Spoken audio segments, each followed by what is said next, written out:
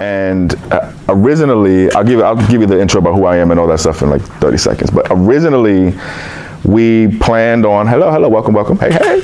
We planned on, at a certain point, transitioning into the computer lab to use the workstations there. But Jim Hunt and the Family Search Center here in Elk Grove have been so kind and so awesome. On your tables right now, you have laptops.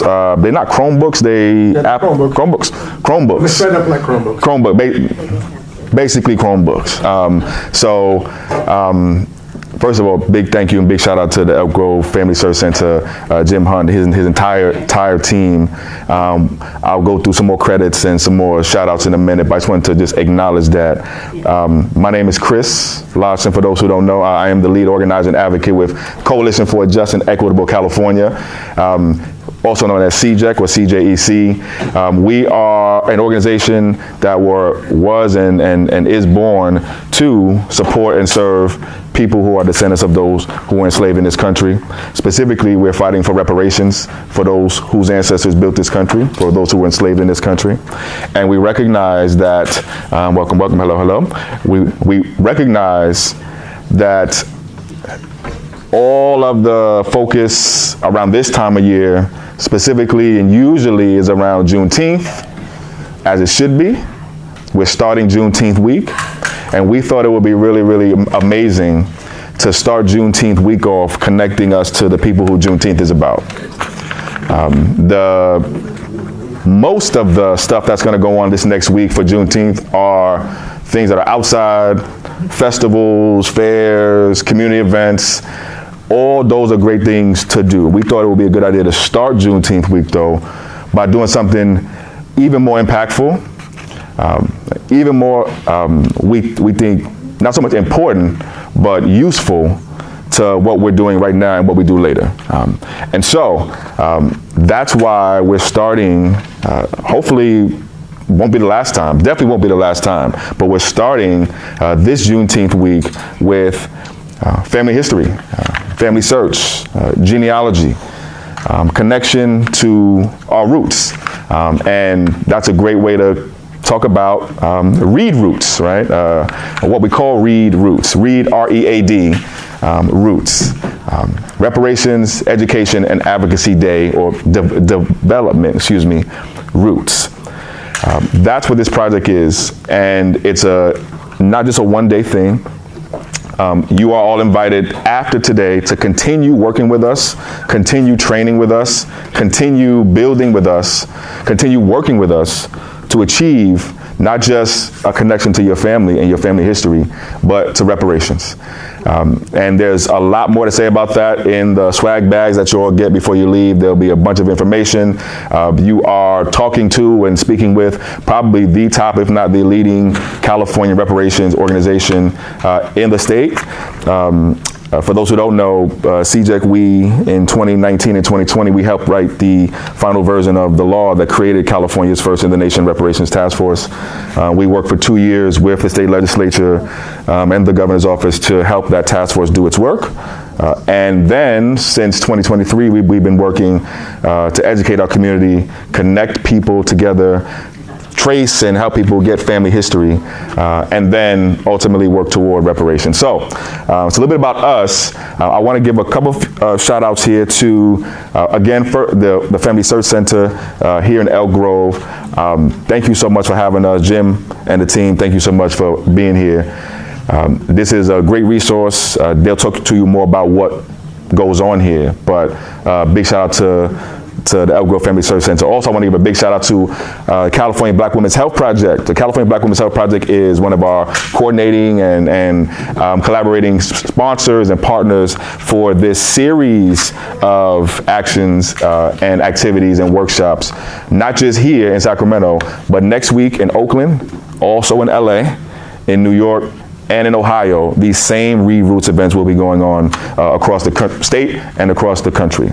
And then we're going to bring this back in the fall, okay, hopefully, all right, around the holiday season, as people are connecting and coming together as family.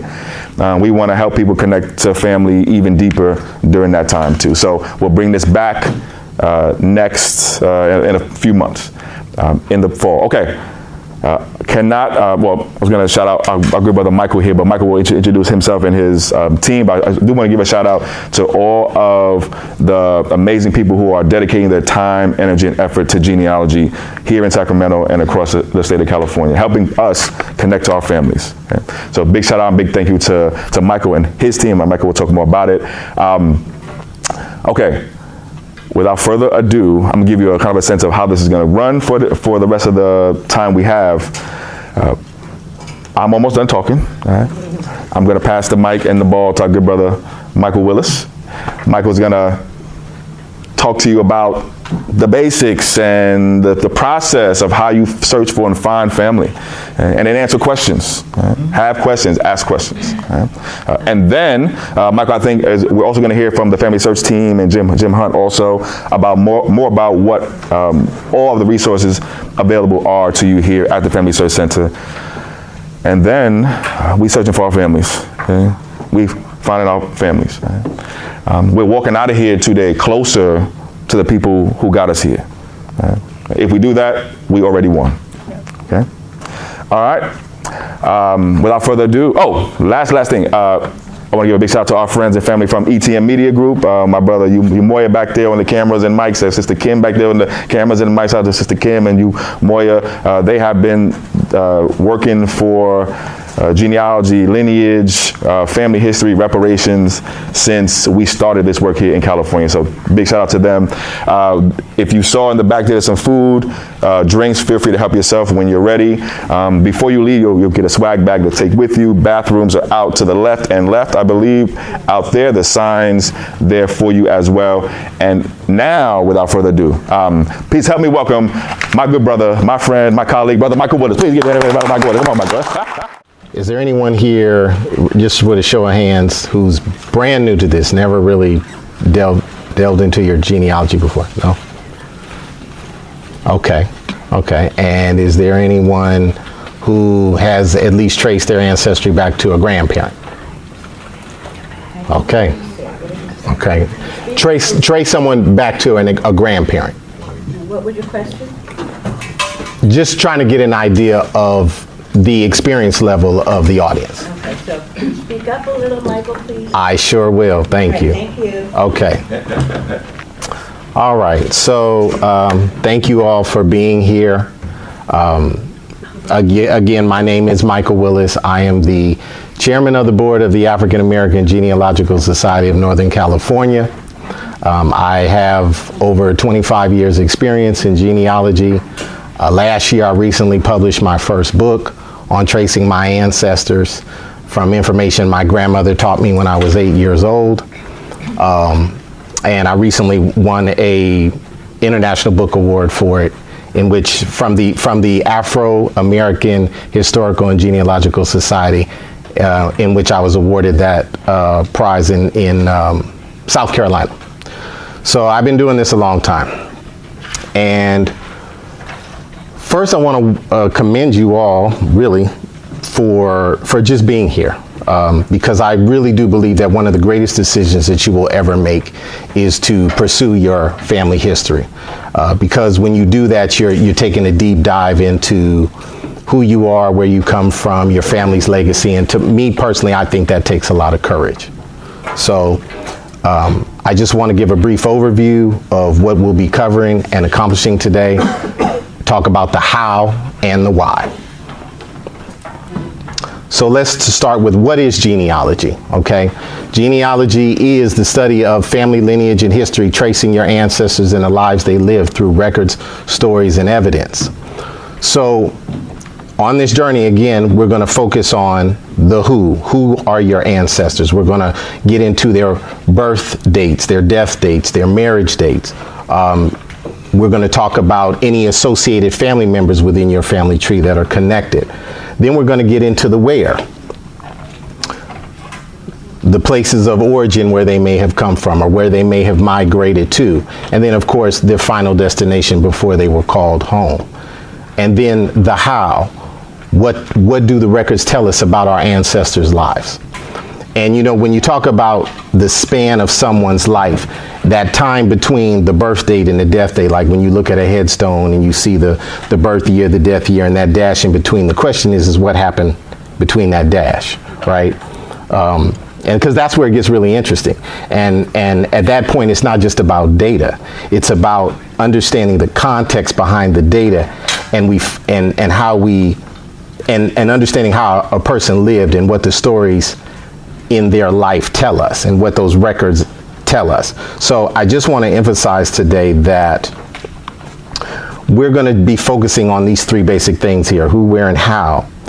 And how that applies, because that really applies to everyone, you know, regardless of your ethnic background, regardless of your cultural background, that applies to everybody. However, with African American ancestry, we know that there were historical harms that were done to us, and how that created generational trauma and wealth disparities. Things like the institution of slavery, the segregation in Jim Crow, black codes, physical violence, redlining, social and economic and voter disenfranchisement. I mean, the harms can really go on and on. And so when we're looking at these records, as we examine them, we're going to place them in their proper context according to the historical records and events and the locales from that time. So I just want to make sure that you keep that in the back of your mind as you're looking at these records. But for now, the main focus for today is just to find your people. That's all we want to do, is just find your people, okay? So we're going to do that by starting with you and working our way backwards. So we talked about what is genealogy. Now why? Why do people do it? Why is there so much interest? For one, it gives the opportunity to learn something about who you are, where you come from. You know, what shaped your family to be who they are today. Secondly, and I alluded to this earlier, is genealogy can uncover incredible stories that you may not know about your family. Third, you may be able to identify health factors and patterns in your family. For instance, I collected death certificates of many of my female ancestors on my maternal line of my ancestry, and a lot of the documented causes of death seem to all be related to cancer in the reproductive organs.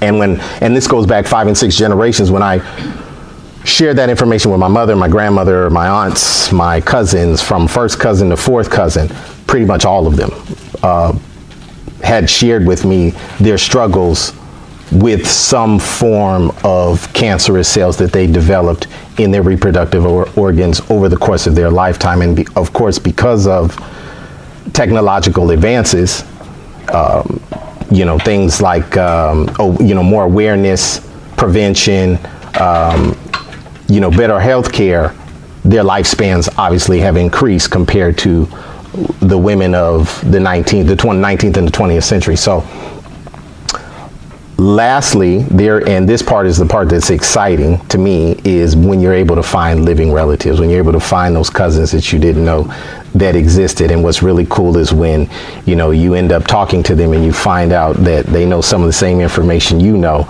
They may have heard some of the same stories you heard as a child.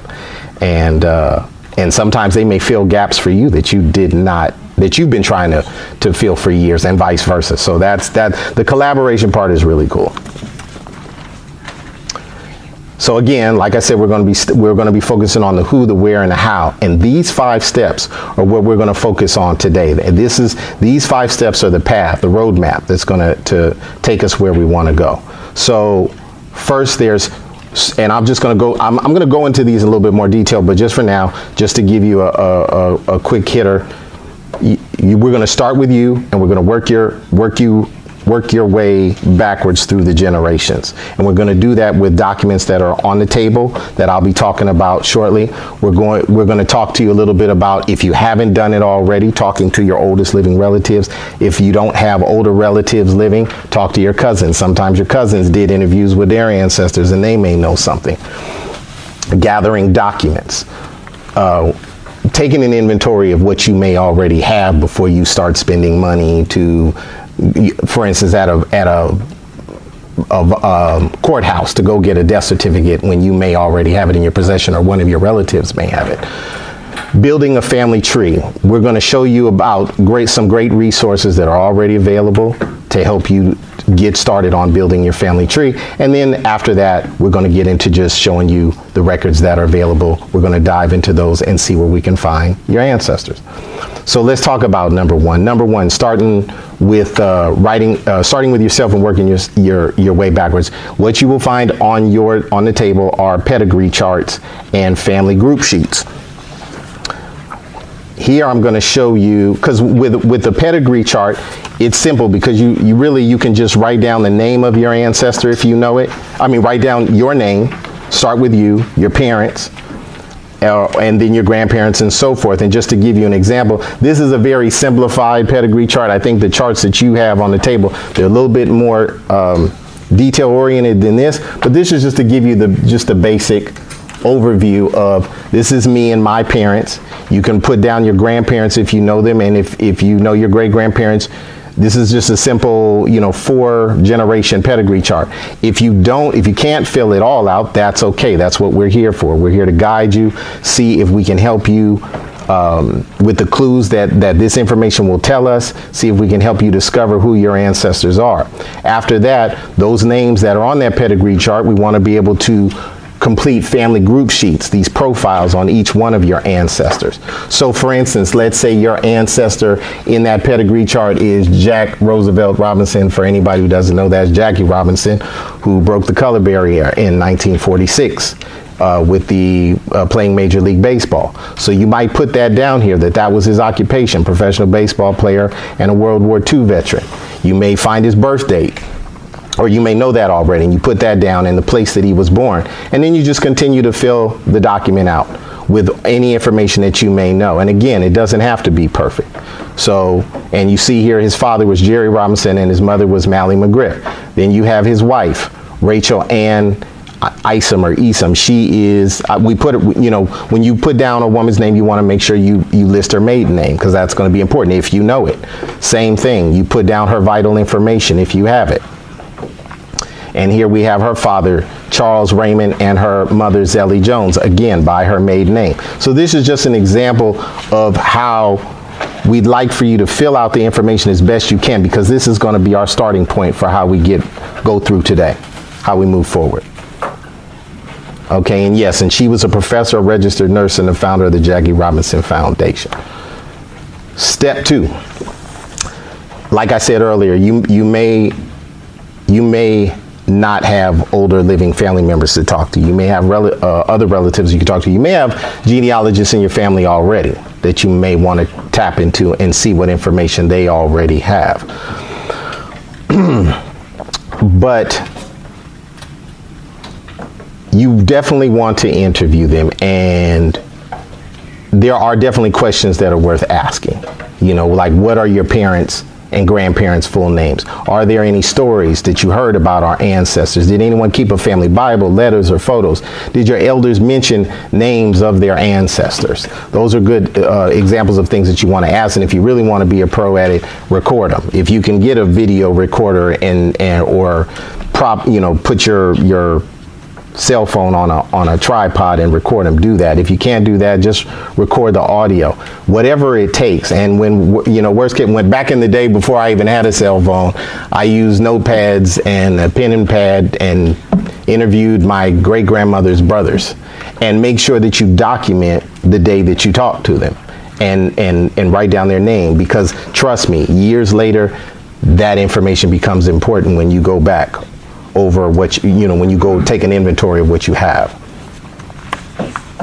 Gathering documents at home, going through your closets, going through your filing cabinets, the garage, the attic, see what you already have. I can't tell you how many times I went to elder relatives' houses and they had gems sitting in the back of their little closet that no one knew was there and had been sitting there for decades, whether they were pictures, whether they were obituaries, whether there was a family Bible, funeral programs, old newspaper clippings. You never know. You might find that stuff. You might already have it on hand.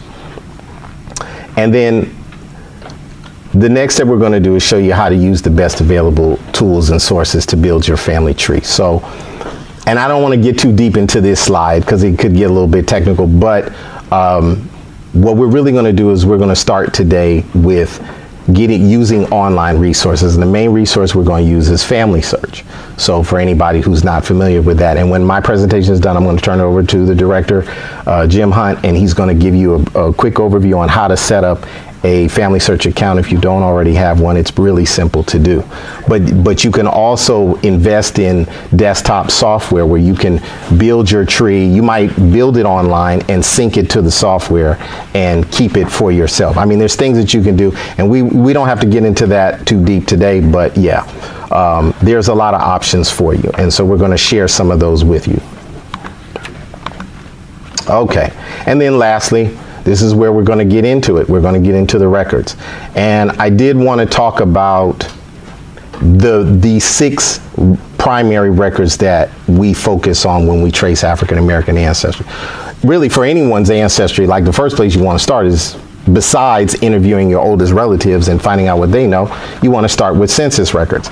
Now, when it comes to the census, the enumeration of the population of the United States has been going on since 1790 and has occurred every 10 years since then, up to 2020. What's available to the public is 1790 through 1950, and that's because of a lot of privacy laws, federal privacy laws that are in place. The census is not available to the public until 72 years after enumeration. So hence, in 2022, they released the 1950 census. In 2032, they will release the 1960 census. Now, when it comes to African Americans, we're well documented between 1870 and 1950. Why, you might ask, well, why not before then? Obviously, because there was the institution of slavery. It ended in 1865. So the first census that we are documented as free inhabitants on the schedule is 1870. That's where we show up most. You may see African Americans prior to that who were free people of color. There are plenty of examples of that. But most of us, actually over 4 million newly freed people, start showing up on the 1870 census. There's also vital records that, once we get that census data, then we can start pinpointing things by looking at birth records, marriage records, death records of those individuals. Church records are another good example. You may find baptismal records on your ancestors. If you end up finding ancestors who were enslaved, you may find them in baptismal records because a lot of slaveholders would baptize the enslaved. That is, let me skip that one. Something happened to my presentation. Okay, military records is a good one.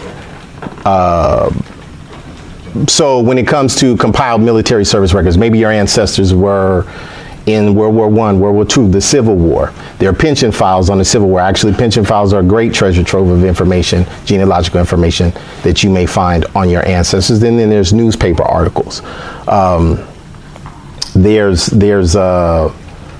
You may find obituaries, published obituaries, death notices that they'll list everyone in there. So those are, again, good. And these are the type of records that we methodically go through after we've received the information from the pedigree charts and the group sheets.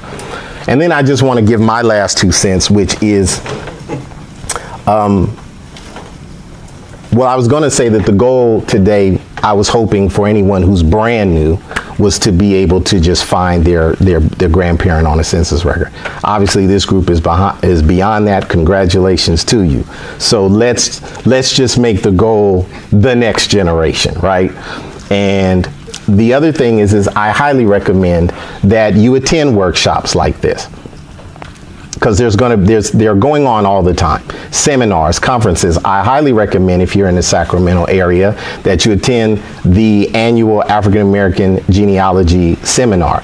This event has been going on for 20 years, and I highly recommend anyone who wants to learn more about genealogy, maybe particular areas of genealogy. We have experts who present, give workshops on this. We have great keynote speakers like this year. We had Mrs. Bernice Alexander Bennett. She's a phenomenal genealogist. She's nationally recognized, has her own podcast, is an award-winning book author. And so this event goes on second Saturday in March every single year. Second Saturday in March every single year. So next year is March 13th, 2027 will be the next event. So I highly encourage you all. We have some people in this room who have been involved in the workshops and taught classes. So I highly recommend it. Lastly, join the African American Genealogy Society if you can. Join any genealogy society if you can.